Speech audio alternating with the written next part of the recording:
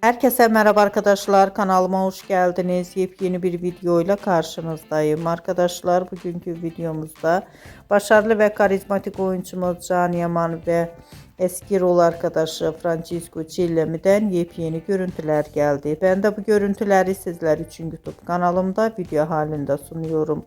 Umarım beğenirsiniz. Arkadaşlar, videomu beğendiyseniz kanalımı izlemeyi ve bildirim butonuna basmayı unutmayın. Şimdilik benden bu kadar olsun. Yeni videomuzda görüşmek üzere. Hoşça kalın.